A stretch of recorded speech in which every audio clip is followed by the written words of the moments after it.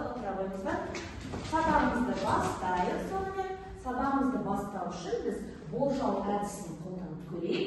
Болжау әдісінде бүгінгі сабағымыз кім туралы, қандай шығармамен танысамыз, не туралы екенін анықтау үшін болжау әдісін қолданып тақтаға назар аударып көрейік.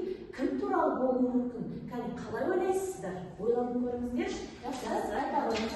Бізде мына екі суретте бұрынғы және қазіргі қыздың суреті тұр. Яғни менің ойымша біз қазір сабақта салыстыратын секілдіміз бұрынғы қазақ қызы мен қазіргі қазақ қызын. Жақсы. Тағы кім құтатын? Арайлым. Сіз қалай ойлайсыз? Менің ойымша бұл жерде яғни шам белгіленген. Біз бұл сабақта жаңа ақпаратпен танысамыз. Біз бұл жерде Жүсіпбек Аймауытовтың Ақбілек романы, яғни Ақбілек кітабын көріп тұрмыз. Яғни біз бұл сабақта сол Жүсіпбек Аймауытовтың Ақбілек романымен танысуымыз мүмкін. Себебі бұл жерде жаңа айтып өткендей қазақ қыздары бейнеленгендіктен тікелей осы романмен байланысты деп ойлаймын. Сонымен болжау әдісінде біз айтқандай, бүгінгі сабағымыздың тақырыбы Жүсіпбек Аймауытов Ақбілек романымен танысатын боламыз. Жаңа сабағымызда біз өткенде әр сабағымыз сайын төңкерілген оқыту әдісін пайдаланамыз. Төңкерілген оқыту әдісі, яғни сіздерге алдында осы тақырып берілген, оқып келуге және де қолдарыңызда силлабустар бар, сол жерден де сіздер түп мәліметтерді анықтап, осы Ақбілек романымен танысты деген ойдамын. Бүгінгі біздің сабағымыздың мақсаты әдеби шығарманың сюжеттік композициялық құрылысын талдай отырып, идеялық мазмұнын терең түсінетін боламыз. Енді әдебиет теориясына сабағымыздың басында тоқталып өтейік. Әдебиет теориясы бізге роман дегеніміз не? Біз бұған дейін де романмен танысқан болатынбыз. Осы романды тағы да есімізге түсіріп өтейікші. Роман дегеніміз не? Роман дегеніміз ол 11-12 ғасырларда дамыған және де ол күрделі сюжетті, көркем сөзбен жазылған әдебиеттегі көркем эпикалық түрді роман деп атаймыз. Жақсы, дұрыс айтасыз. Тағы да қосарларыңыз бар ма? Роман дегеніміз не? Қосарларыңыз бар ма? Аяулым? Роман дегеніміз басқа прозаларға қарағанда ұзағырақ болып келеді. Жақсы, ұзағырақ болып келеді. Енді сабағымызды ментиметр әдісін қолданып, QR код арқылы топқа бөлінеді. Кәне, топқа бөлінеді.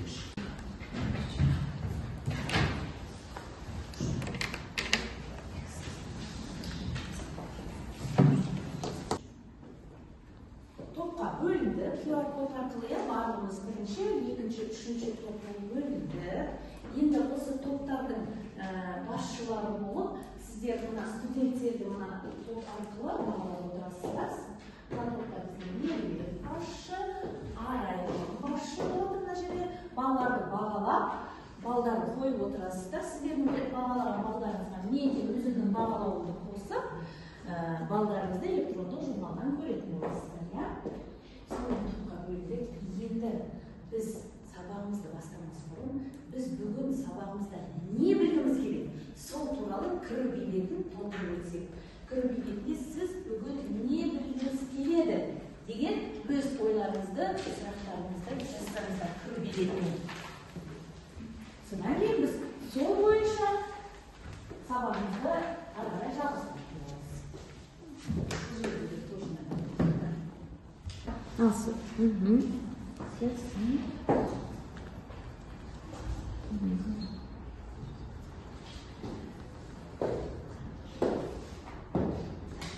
Ал енді сол кіру билетіне кім не білгісі келеді екен? Кәне, екеуміз оқып көрейікші. Айым. Мен бүгінгі сабақта Ақбілек романын оқи отыра сол кездегі әйел тағдырын білгім келеді. Жақсы. Тағы да Аяулым. Кіру билетіне жазғаным Ақбілек романын қалай өтетінін білгім келеді. Ал ендеше кім сол кіру билетіне сіз бүгін нені білгіңіз келетіні туралы айтып оқып берсек, бір-екі баламыз, кәне, Айым, жақсы оқи қойыңыз. Мен бүгінгі сабақта Ақбілек романын оқи отыра сол кездегі әйел тағдырын білгім келеді. Жақсы. Тағы да кім? Айым. Кіру билетіне жазғаным Ақбілек романын қалай өтетінін білгім келеді. Жақсы. Міне, сонымен біз кіру билеті арқылы біздің бүгін не білгіміз келетіні туралы жаздық, айтып өттік. Енді ары қарай біз осы сабағымыздың мақсатын шығармаға композициялық талдау арқылы біз идеясын анықтаймыз деген болатынбыз. Олай болатын болса, шығармаға композициялық талдау жасайды. Оқиғаның басталуы, оның байланысы, дамуы, шиеленісуін талқылап өтеді. Қалай ойлайсыздар? Оқиға неден басталды? Кім айтады? Айнұр? Мамырбайдың ауылына бандылардың шабуылдауы.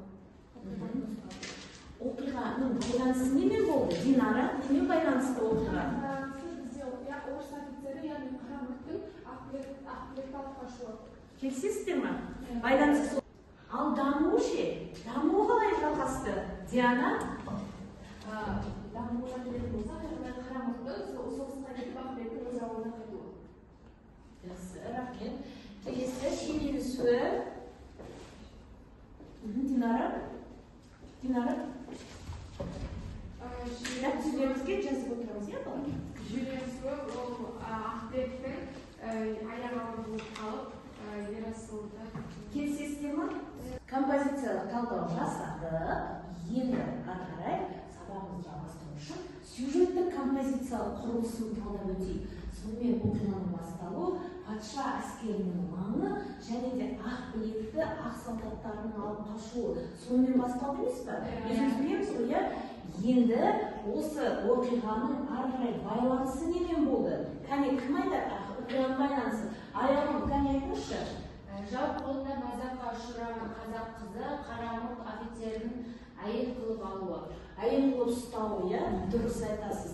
Ал оқиғаның дамуы сюжеттік құрылысында Меруерт? Оқиғаның дамуы Ақбілектің бостандыққа ұмтылуы және де ел бетін көре алмай қиналуы. Ел бетін көре алмай қиналуы, иә? Ал оқиғаның шиеленісуі? Кім? Шиеленісуі? Әкесінің Ақбілектен қашқақтауы, кәпірдің қолына түсіп, қапын болған деген абырсыз айтуы Ақбілекке. Дұрыс айтасыз. Ал оқиғаның шарттау шегі ше, қыздар? Кім айтады? Оқиғаның шарттау шегі? Шарттау шегі Ақбілектің аттастырған күйеуінің уайымы, ел көзіне көріне алмай күлкі болудың, ауылдағы адамдардан жаман сөз естімек. Ауылдан безген Ақбілек, оны ешбір жақтырмайды, барлығы одан безерді сөз етті. Осы оқиғаның шарттау шегі сонымен байланысады. Ал оқиғаның шешімі ше? Ең соңында біздің Ақбілекіміз, біздің романның кейіпкері бақытты бола ма? Ең шешімі қалай болады? Арайлым? Оқиғаның аяқталуы, біздің Ақбілек ол қалаға барып көзін ашып оқыған қыз болып өміріндегі өзінің жарын кездестіреді, яғни Балташпен бақытты өмір сүреді. Дұрыс айтасыз. Сонымен бізде оқиғаның шешімі Ақбілек өз бақытын тауып, білім жолына түсіп, өз бақытын табады. Міне біздің оқиғаның шешімі осылай. Енді келесі кезекте креативті матрица әдісін қолдану арқылы біз ары қарай тағы да талдауымызды жалғастырайық. Енді композициялық талдауды жасадық. Енді ары қарай құрылысына қарай талдау үшін біз креативті матрица әдісін қолданып шығармамызды әрмен қарай талдап өтейік. Шығармадағы көтерілген негізгі мәселелер қандай мәселелер деп ойлайсыздар?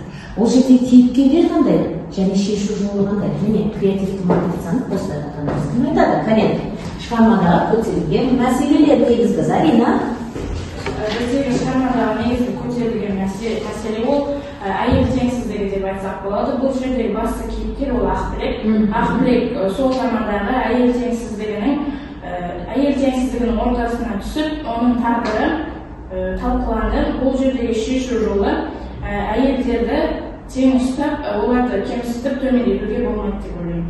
Жақсы, рахмет. Зарина, келесі тағы да қандай негізгі мәселелер қозғалды бұл шығармада? Арайлым? Бұл жерде Ақбілектің атастырылған күйеуі Бекболаттың Ақбілекті әйел қылып алмауы, яғни оны менсінбеуі. Ал бұл жерде кейіпкерлер ол Ақбілек пен Бекболат болып табылады. Ал шығарманың шешу жолы сол кезде егерде Бекболат Ақбілектен бас тартпай, керісінше Ақбілекке үйленетін болса, онда бұл шығарманың шешу жолы болып табылады. Рахмет. Тағы да айтарымыз бар ма? Тағы да шығармада көтерілген негізгі мәселе Меруерт? Шығармада көтерілген негізгі мәселелерге жаңағы қарамақтың ақбекті алып кетуін жатқызуымызға болады. Ол жердегі кейіпкер бізде қарамақ және де ақбек болып табылады.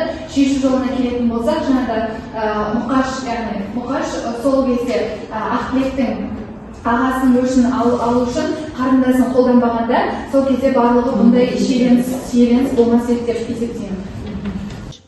Келесі біздің тапсырма ол мультимедиа арқылы сұрақтарға жауап беріп көреміз. Біздегі бірінші сұрақ романдағы басты кейіпкерлерді атаңыз дейді. Тағылым етеді. Арай, қандай басты кейіпкерлер? Шығармадағы басты кейіпкері Ақбілек, Қарамұрат, Ақбілектің әкесі және Балташ болып саналады. Қалған кейіпкерлер бар. Кімді атамай қалды Арай? Әкесі Мұқаш және де жындысы Ойпия және де ұлы Ескендір болып табылады. Дұрыс айтасыз. Келесі. Қалай ойлайсыз? Неліктен автор романның атын Ақбілек деп алды? Қалай ойлайсыздар? Айтады. Қалай ойлайсыздар? Себебі Ақбілек романның өзінде Ақбілектің тағдыры жайлы айтып тұрғаннан кейін кітаптың өзі Ақбілек деп аталып Автор неліктен Ақбілек деп атады? Себебі Жүсіпбек Аймауытовтың көптеген романдарында қарайтын болса, сол басты кейіпкердің атымен аталған, сондықтан да бұл жерде романның атын сол басты кейіпкер Ақбілектің атымен атаған. Келесі тапсырма бізге жеке жұмыс Ақбілектің өз бақытын табу жолындағы күресіне қандай баға бересіз атты 1 минуттық эссе жазайық. Ал бастаймыз. 1 минуттық эссе. Ақбілек өз бақытын қалай тапты, қандай күрес жолына түсті.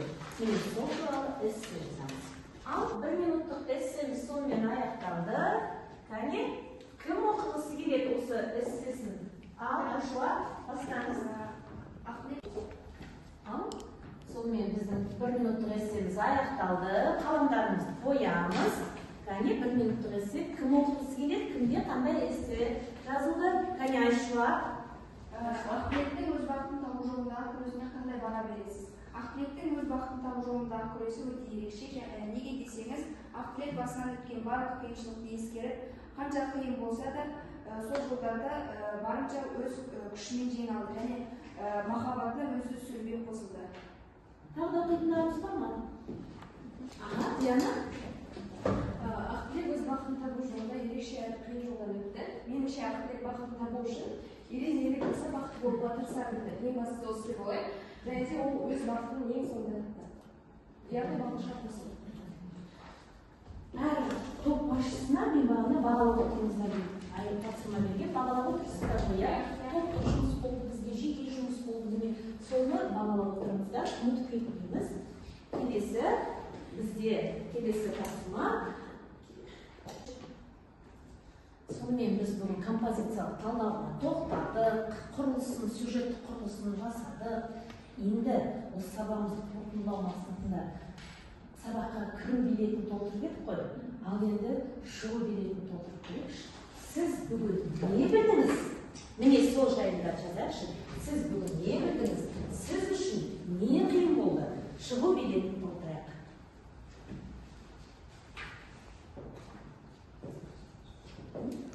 Шанель, оқып беріңізші, сіз бүгін не білдіңіз? Және сіз үшін не қиын болды? Біз бүгінгі сабақта Ақбілек романы туралы толықтай түсіндік және Ақбілек романымен толықтай таныстық және де бүгінгі сабақта маған барлығы түсінікті болды, ешқандай өзіңді толғандырып жүрген сұраққа толықтай жауап алдыңыз, иә, өзіңізді толғандырып жүрген сұраққа. Аружан, сіз не айтасыз шығу билетінен? Мен бүгінгі сабақта Ақбілек романы туралы білдім, сол кездегі қазақ қыздарының тағдыры туралы ақпарат алдым. Үйде тапсырма жазып алайық, қыздар. Бізде Джек Лондонның әйел қырып жады әңгімесін, екі шамыдағы әйелдер бейнесіне талдау жасап келеміз. Келесі сабаққа жазып алайық. Сабағымыздың эпиграфы естеріңізде болса, басында біз сабақтың Ахмет Ибн-Кидің бақыт жолы біліммен табылады деген эпиграфты алған болатынбыз. Және де сол эпиграфқа сабағымыздың соңында қайтып ораламыз дегенбіз.